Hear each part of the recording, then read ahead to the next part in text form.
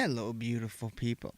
Welcome to another episode of Lost in the Dark podcast. I am Burton, and we are alone tonight. Down here in the fucking crypt, turning another one out. I decided to get another one out. I had a couple articles come across this week. I wanted to talk about a little bit. um, Also, want to start off. I guess.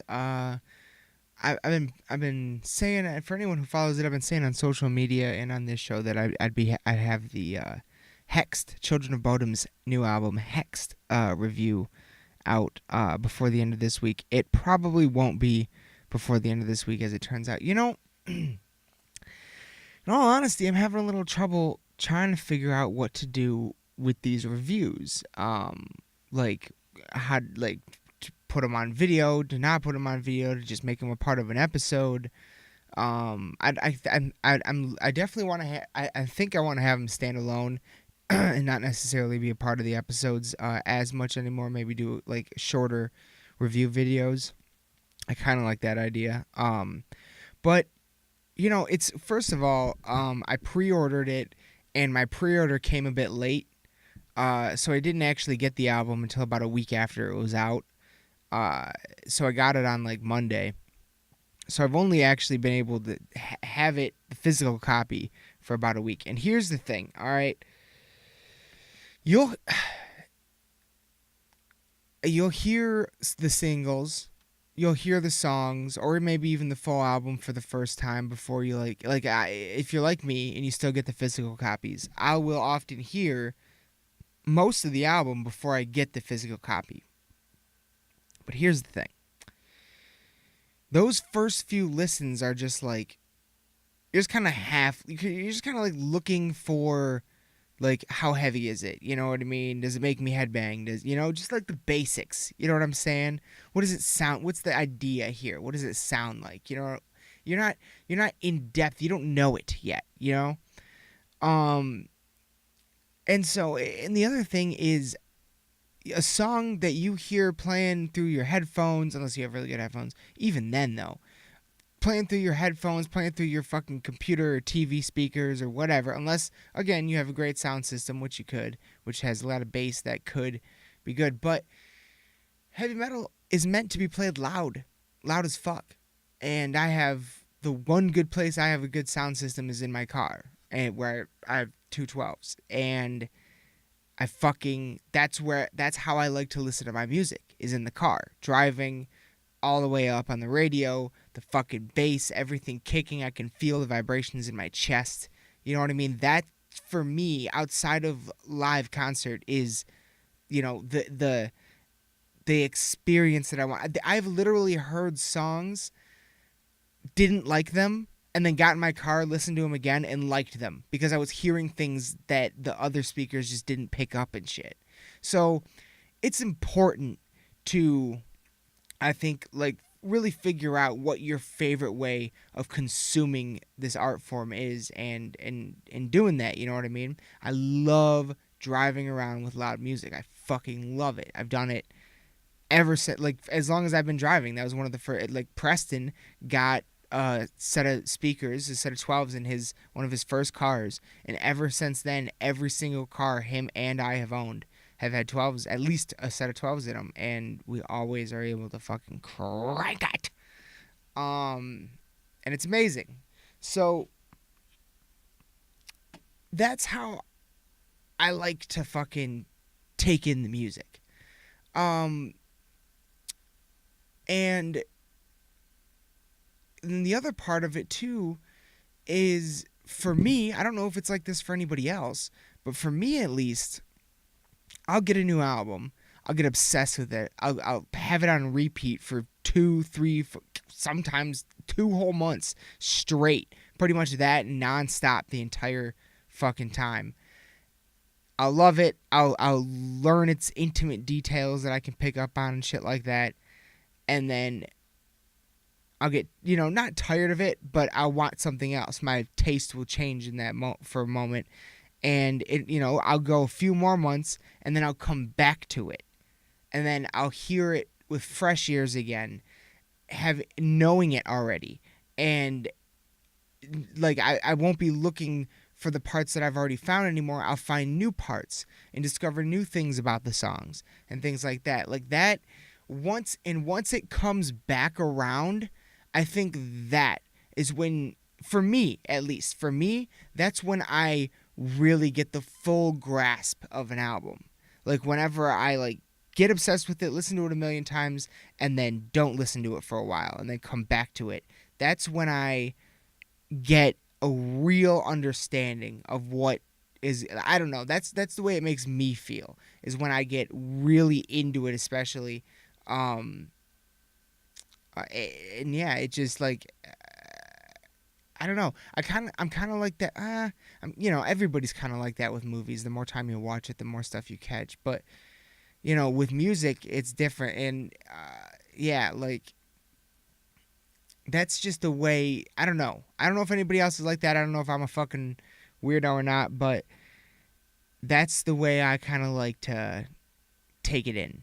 And whenever I come back to it again later is when I really feel like I have a connection with it. You know what I mean? Like that's when it gets really deep seated. You know what I'm saying?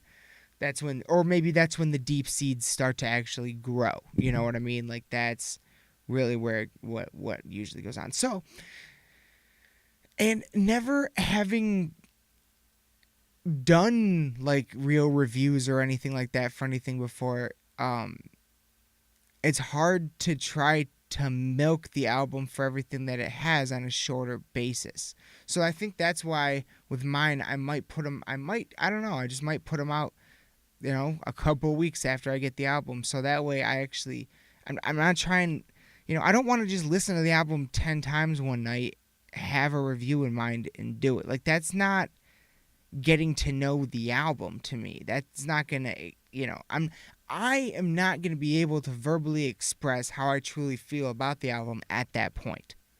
So, yeah, I think I'm just going to put those out like a little bit later and like really like try to absorb it. You know what I'm saying? I don't know. Maybe I'm fucking up. Who knows? That's just the way I think I'm going to do it. And, but the Boda one, Hex, will definitely be out next week because I've completely fallen in love with this album.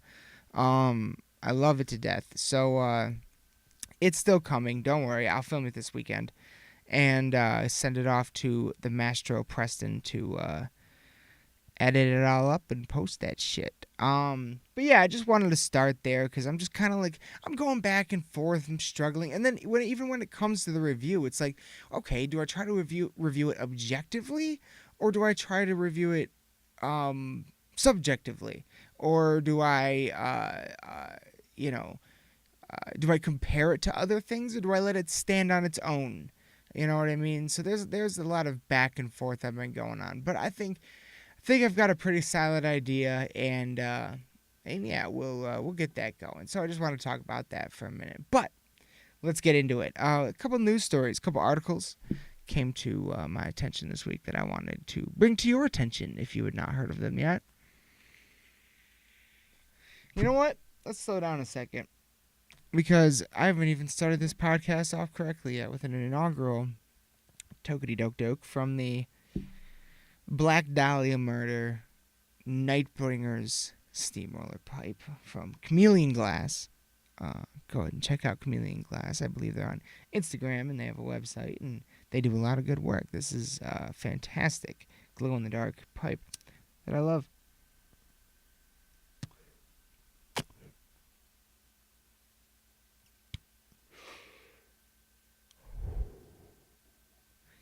Live from the crypt, everyone. Live from the fucking crypt. Jesus Christ. Pour up a little shot of Ruski. Enjoying some tequila tonight. What are you enjoying? What are you enjoying indeed? I talked about before another, I've recently discovered 2 Michigan-based podcasts that I've fallen in love with. Into the Combine, shout out to Into the Combine, but also the So Dead podcast, shout out to So Dead podcast. And one of the episodes of the So Dead podcast, I'm going to try to get this right real quick. One of the episodes of the So Dead podcast featured some guests that I found interesting. Hold on one second. Let me just find. There we go. The episode was number 9, episode called Girl Power, and the hosts of the Girlfriends Happy Hour podcast joined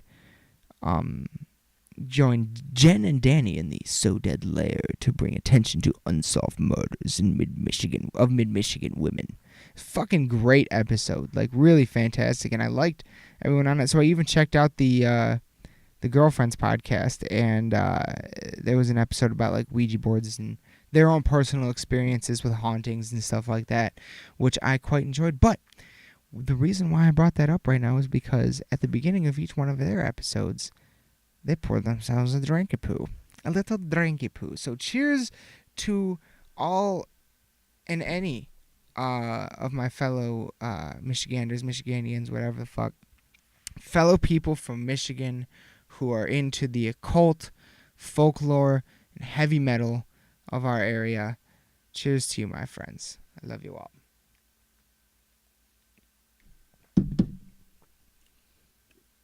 Yow.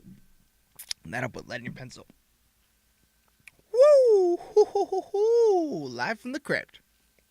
All right. First article that I loved from WILX News 10, Mid-Michigan. New report says Michigan should not set driving limit for marijuana. This is a short one, so I'll read it to you. Now that recreational marijuana is legal in Michigan, state officials are working on how to regulate driving under the influence of marijuana. A new report says Michigan should not set a legal driving limit for THC in blood. THC is the main chemical responsible for giving people the feeling of getting high. The 0.08 blood alcohol content level being used for the legal limit of drunk driving, but right now there's no legal limit for THC. Set up under former Governor Dickhead Snyder, an impaired driving safety commission made up of 6 panel members. So the commission that he appointed says that there should not be a legal limit for THC. The commission is made up of a Michigan State Police representative, a forensic toxicologist, a licensed physician, a registered medical marijuana patient, and 2 university professors. Because there is no measurable blood level at which a driver is deemed to be under the influence of marijuana, police in Michigan will have to prove that a driver is impaired in the old-fashioned way. Quote, sorry, I over-scrolled, and the computer's running a bit slow. The old days of alcohol. Jesus Christ. The old days of alcohol, before we had a breath test, you just had to base your case on the driving, field sobrieties, all the facts and circumstances that witnesses could see at that point in time. Kent County Prosecutor Chris Becker said in an interview according to the Impaired Driving Safety Commission, current science does not support setting a legal limit. Studies show that while marijuana use does impair critical driving skills, the blood level does not correlate with impairment. Peak THC levels drop quickly, but impairment happens more slowly and peaks later. The commission also states impairment levels also vary by driver. Someone who doesn't use pot is often impaired at a level that would not have the same effect on the driving ability of someone who is a frequent marijuana user. According to the Commission's report, of the 33 states that have legalized recreational and medical marijuana, only 6 have adopted impaired driving thresholds. Those states include Colorado, Montana, Nevada, Ohio, Pennsylvania, and Washington. Voila. That's about all I can say to that. This is something I have been saying for years, and science is now backing me up, and I would have to double check this, but I heard at least at one point in Colorado or one of those states, the marijuana breathalyzer thing that they were trying to do, They have it, they're using it, but it's not admissible in court, much like a lie detector test, because the court recognizes that the science isn't there to back up the claims of, the accuracy of a marijuana breathalyzer test or a lie detector test, a polygraph test. Um, I just, it's not the same animal. Like, they've got to understand it's not the same animal as alcohol. Alcohol certainly impairs people to a level that they should not be driving at. Absolutely, without question. Yeah, 100%. No argument from me there. However, cannabis is a different animal altogether. And like the fucking studies have shown clearly, like they just said in the article, um, frequent users are different than first time users or non frequent users. Very different effects. Um, and I think it goes even deeper than that. Like even frequent users. There are some people who just like to smoke weed and unwind and sit on the couch. There are also people who like to smoke weed when they wake up and with their coffee in the morning and then go the fuck to work all goddamn day. You know what I mean? Like there are some people who smoke weed and clean the whole fucking house and go mow the lawn and do all the things that they need to get the fuck done. Like those people exist too, and they, you know what I mean? So uh, it's a different animal that we frequent users understand, but anyone who's not a frequent user, they got a long way to go to understand. You know what I mean? So like to understand, like especially people who have never used it, it's so hard to explain because it's not something that's really like fucking you up if you're like a frequent user. You know what I mean? You're not. It's nothing like alcohol. You know what I'm saying? It'll fuck you up. Like prescription pills will fuck you up way worse than marijuana ever could. Um, yeah, it's just a very different animal, and I'm glad that not only uh, in terms of number of like in things like okay, in Michigan's recreational laws, we are we have more ability and freedom when it comes to recreational cannabis than Colorado. Like they only have the ability to grow 6 plants. Every person in Michigan, every resident is now allowed to grow 12 plants in their house or wherever the fuck. Um, so yeah, we have like looser rules than pretty much anybody else, and I'm glad to see that that is following suit with everything else. They're looking at the actual fucking science and facts of this situation because that's what it comes down to. That's really the biggest issue, isn't it? Because if that article had said the opposite thing, it would mean they're simply ignoring the actual studies and science and research that has been done on the issue. So, like it was, I don't remember if it was the original Sanjay Gupta report in 2008 ish. Might have been earlier. It might have been like 5, 6, somewhere in there.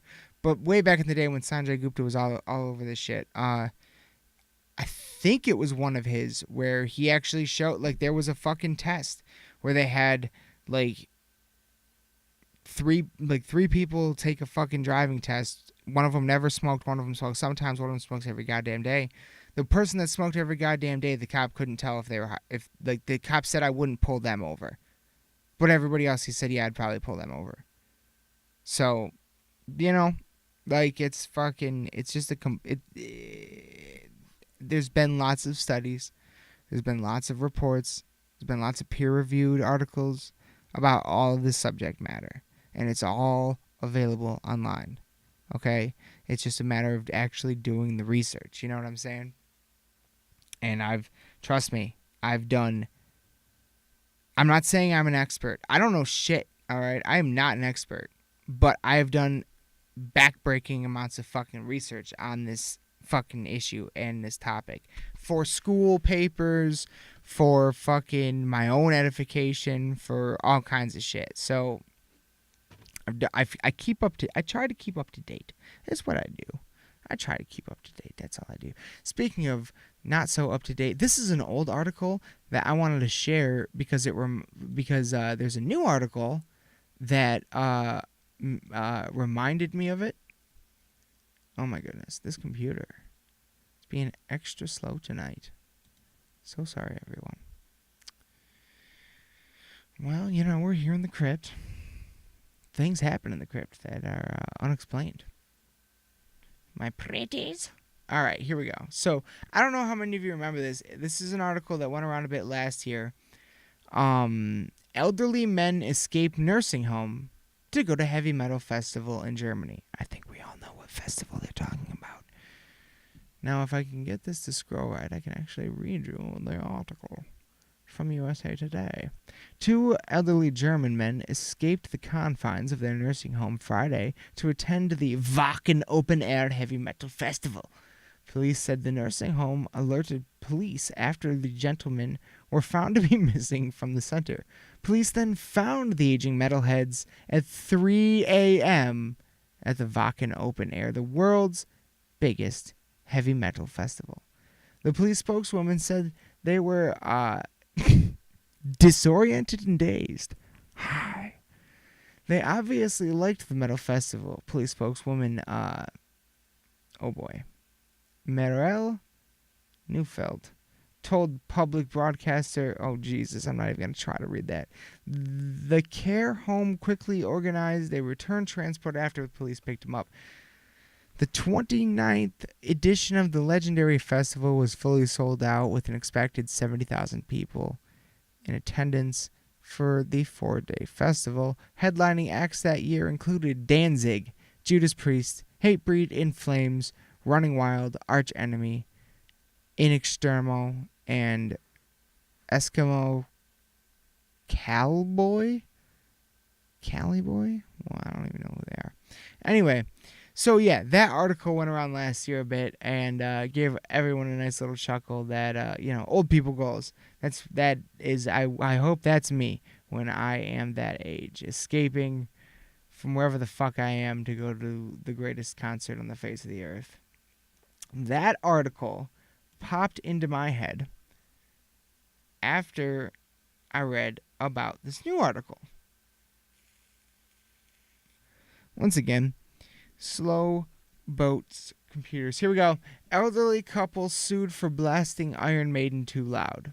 An elderly couple who lived in a quiet retirement community in Stockholm, Sweden, has reportedly been sued for blasting Iron Maiden too loud. According to Aftonbladet, the couple used the English heavy metal band's music to take revenge on a new couple that moved to their neighborhood. The other neighbors say the issue started in October when the new neighbors arrived and their sex life was too loud. Oh my God. Apparently, after the new Jesus Christ, after the new couple would go at it all night long, just a reminder, this is a retirement community. Respect. That's what the article says. That's not me talking. Hold on, scrolling. Jesus fucking Christ, hurry up. This is too good.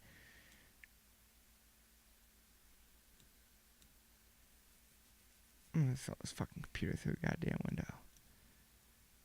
However, the unnamed couple, an 81 and 71-year-old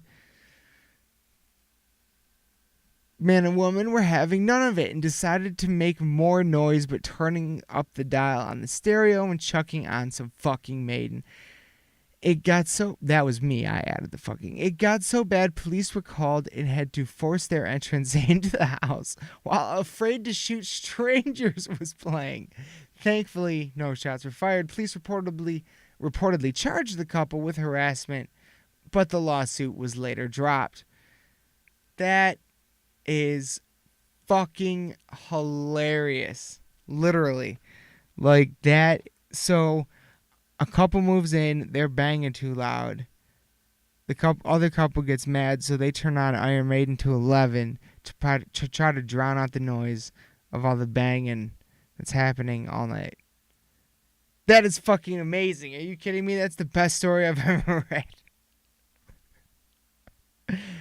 Sex and drugs, my friends. Or no, sex and metal. That's what I meant. Sorry. Not drugs. Sex and metal. Oh my god. That was amazing. Wow. They move in. They start fucking so. Welcome to the neighborhood. We banging. Jesus.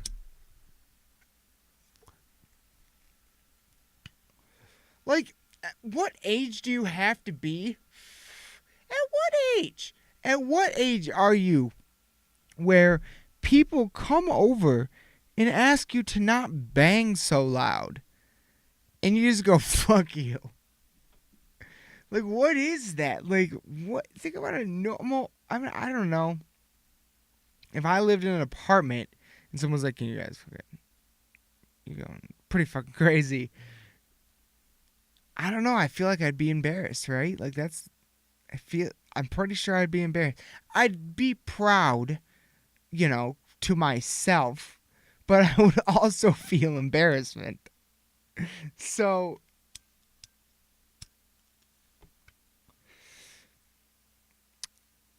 at what age are you just like, how old do I have to be to just look at that guy and go, get used to it, bud? Oh my god. I thought I was going to say old couple goes. You know what? Yeah, old couple goes at the end of that article. I could be either of them. The old banging couple or the couple blasting metal. That's amazing. Both. I'll be both. Hopefully. Maybe. Who knows?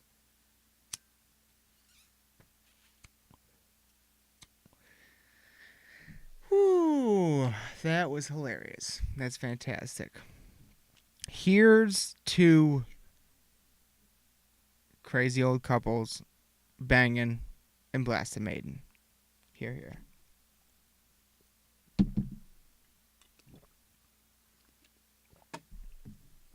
Fan-fucking-tastic. Fan-fucking-tastic.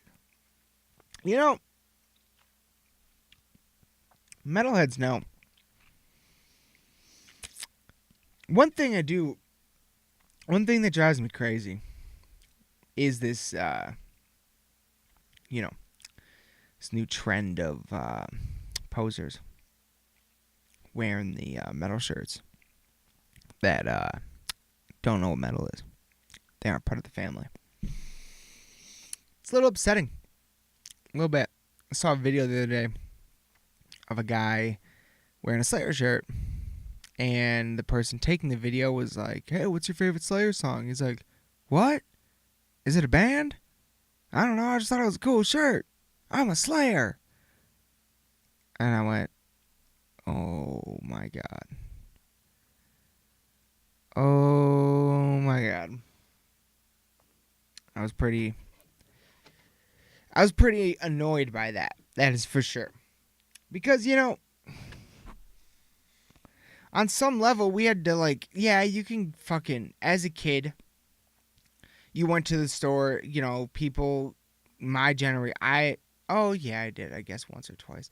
But people my generation probably went to, especially if you didn't grow up in, a big city or something like that, like me, you fucking go to a store or whatever to get some of your first band shirts, right? Before you get to go to a concert, when you're still 13, 14 years old, whatever. But the bands. You know what I mean? So, yes, you can just go to a store and get a shirt or whatever. It's not like you have to earn the shirt unless you go to the show. But I don't know about you guys, but when I wore my band shirts to school, there was it wasn't exact. They weren't They certainly weren't advertisements for Friends, let's put it that way.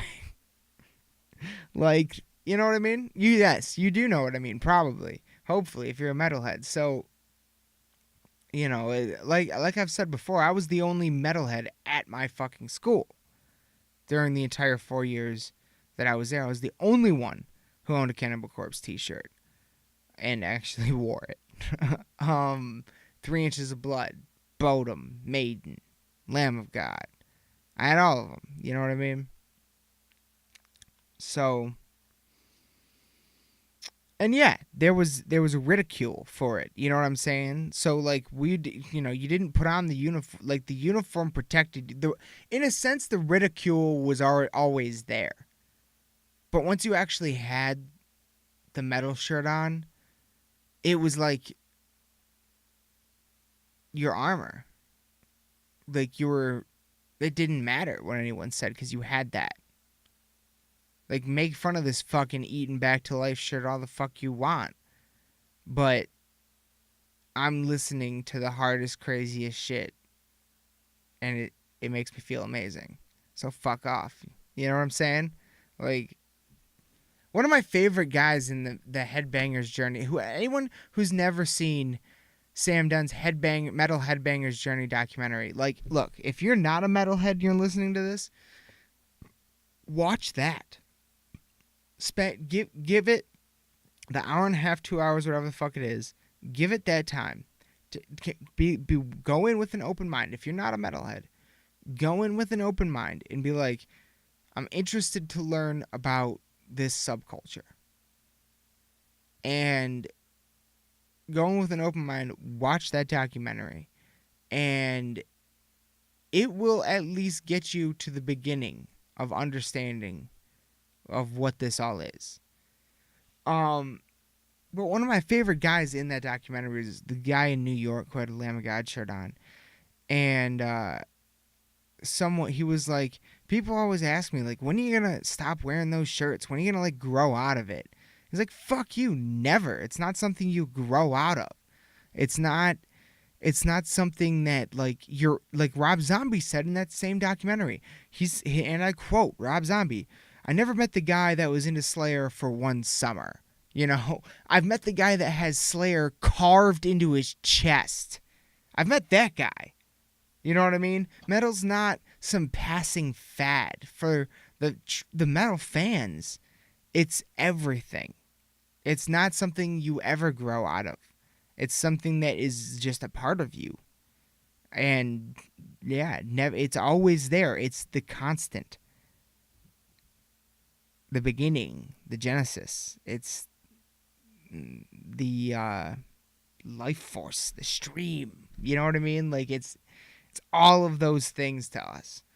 So yeah, that whole fucking thing about about people wearing it that don't know what it is, that never got made fun of for like wearing a fucking Cannibal shirt or whatever. Like, you know what I mean? Like,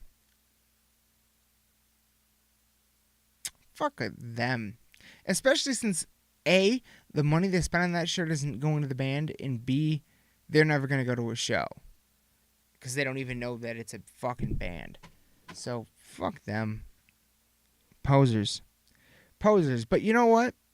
The reason why I brought all this up was because I was at a bar last night, one of our favorite local spots, Dagwood's, here in Lansing. One of Lansing's oldest bars. Not the oldest bar, not even close. But a fun fact, my friend Jordan, my good best friend Jordan, who has been on this show many times, who I hope maybe I'll get him back on this weekend. Ooh, that's a good idea. But anyway, he worked at a restaurant bar called Coral Gables. Okay, so real quick, for those of you that live here and don't know these two locations, Coral Gables is way out on Grand River, literally on the border of Okemos and East Lansing, across from like the IHOP and stuff like that. Way out there on Grand River, past farther east than Hagedorn. Dagwoods is on the border of East Lansing and Lansing, on Kalamazoo, on the corner of Kalamazoo and Howard Street, right by the ramps for 127, kind of by Odie's Big Ten. Wow, I got real local there. Sorry for anyone who isn't. But my point in talking about those two spots is that while neither of them are the oldest, they are fairly historic in the sense that for a point in time, East Lansing, so MSU, Michigan State University, was dry. No alcohol was allowed to be served. So the closest bars to campus were Coral Gables and Dagwoods. They were the fucking local hotspots for a very, very long time. So they are classic kind of bars and restaurants in the area. And Jordan worked at one and still does from time to time at Coral Gables. And we regularly frequent Dagwoods. Jordan loves the olive burgers.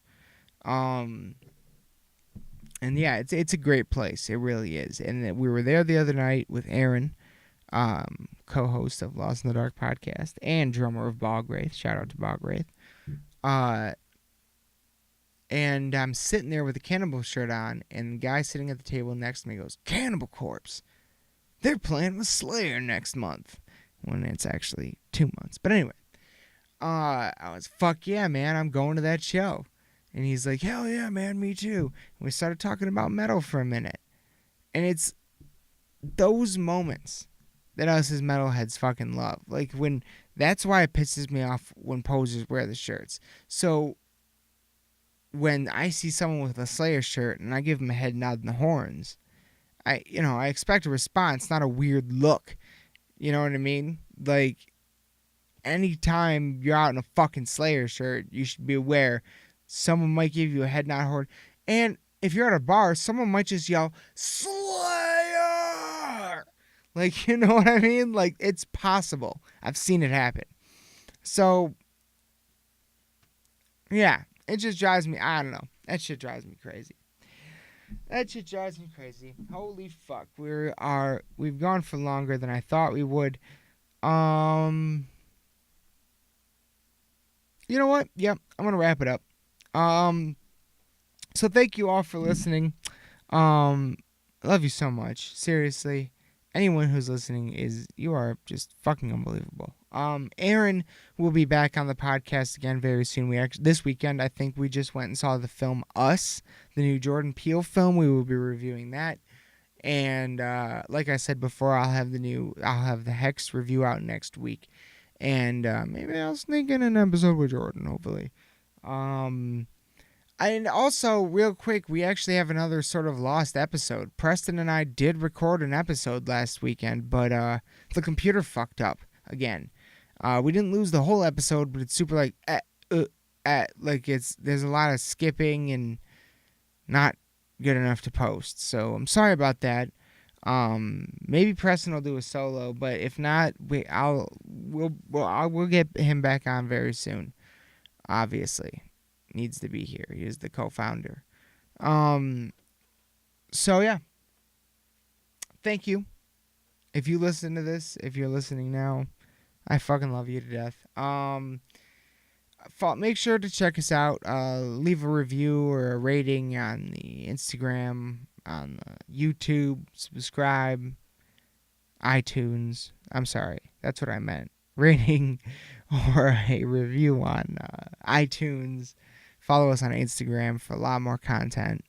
Facebook, YouTube, everything, all the fun stuff. If you're hearing this, I just fucking adore you. And we will be back very soon. I love you all to death. Good night.